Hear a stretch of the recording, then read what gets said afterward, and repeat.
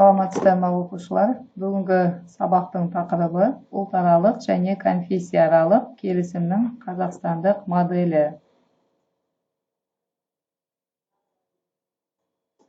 Қазақстан Республикасы бәріміз білетіндей, 100-ден астам ұлт пен ұлыс өкілдері өмір сүретін полиэтникалық мемлекет болып табылады.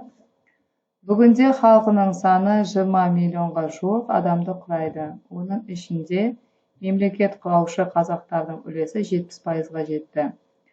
Тәуелсіздік тұғырын биік ұстаған Қазақстан түрлі этникалық топтардың арасындағы келісім мен татулықты сақтап қалды. Елімізде 820-ға жуық этномәдени бірлестіктер жұмыс жасайды. Қазақстан Республикасының ата заңы Конституциямызда тегіне, әлеуметтік, лауазымдық және мүліктік жағдайына, жұмысына, нәсіліне, ұлтына, тіліне, діни көзқарасына, нанымына, тұрғылықты жеріне байланысты, немесе кез келген өзге жағдайлар бойынша ешкімді ешқандай кемсітуге болмайды деп жазылған. Қазақстанның ұлт бірлігі доктринасы бұл маңызды стратегиялық құжат болып есептеледі. Яғни Қазақстанның ұлт бірлігі доктринасын қабылдауы бұл халқымыздың бірігуі үшін маңызды рөл атқаратын доктрина. Қазақстан енді көп ұлтты мемлекет болғандықтан, бізде ұлттардың бірлігі, осы ұлттардың тату өмір сүруі ең негізгі мәселелердің бірі болып есептеледі. Әлемде осы сияқты қоғам мен биліктің арасындағы келісім көрініс тапқан және ұлттың болашағын белгілейтін мемлекеттік деңгейдегі көптеген құжаттар бар. Солардың арасында біз айта алатын едік, сол ежелгі Конфуций мен Монро доктриналарын атап өтуге болады. Тәуелсіз Қазақстан тарихында өте маңызды, күрделі, мемлекеттік тұрғыдағы ұлтаралық мәселенің болашағын белгілейтін құжат қабылданды.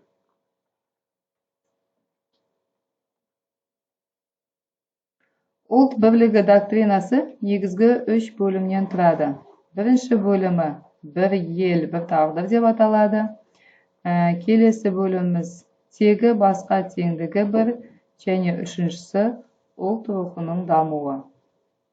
Бұл жерде бір ел, бір тағдыр деген бөлімімізде бізде жалпы ұлт бірлігін негіздейтін бірінші қағидат, ол әрбір адамзаттың өзінің ортақ тағдыры мен отанының Қазақстан Республикасының ортақ екенін ұғыну. Яғни бізде кез келген ұлт өкілі осы отаным Қазақстан деп өзі қабылдап, соны жақсы ұғыну керек және жоғары деңгейде соны мақтан ету керек.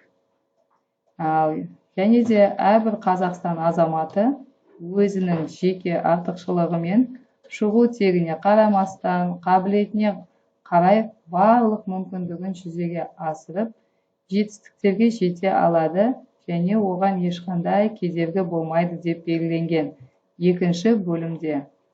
Ал үшінші бөлімде рухани бастау бұл ұлттың біртұтастыққа біріктіретін күші.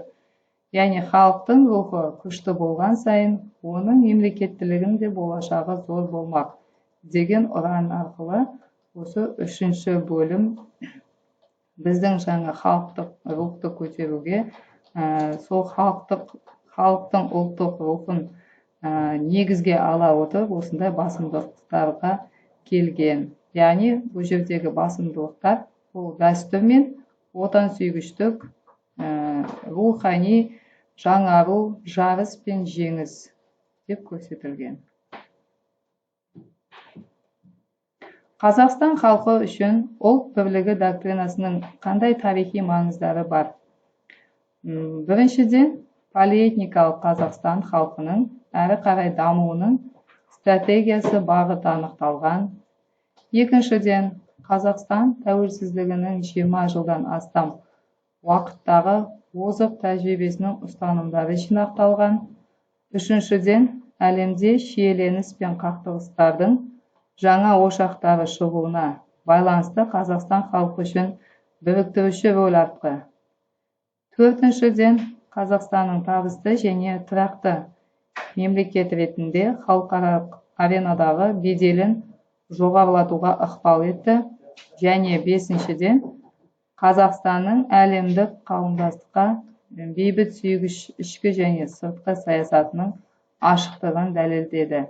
Міне осы 5 түрлі тарихи маңызды жайттары бар.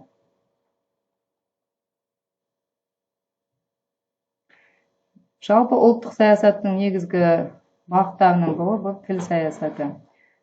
Бізде жаңа білеміз, әртүрлі ұлт өкілдері болғандықтан әртүрлі тілде сөйлейді.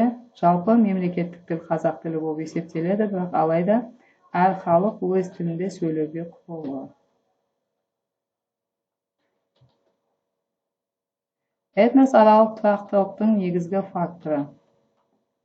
Этносаралық келісім мен бейбітшілік аясында әлемде баламасы жоқ қазақстандық үлгі қалыптасып қарқынды дамуда.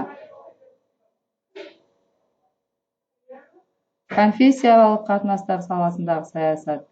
Бұл жерде еліміздің тарихында дінаралық қақтығыстар мен жанжалдар орын алған емес, бұған біздің жаңағы мемлекеттің жүргізіп отырған осындай дінге байланысты саясатының арқасында.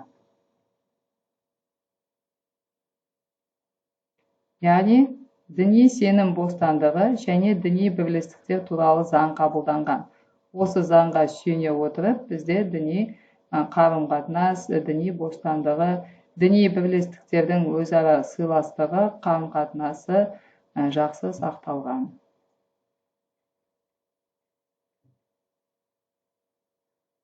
Әлемдік және дәстүрлі діндер көшбасшыларының съезі 2003 жылы бізді Астанамызда өткен. Бұл жерде жалпы ислам, христиан, буддизм, синтоизм, даосизм және басқа да діни ұйымдардың өкілдері қатысқан.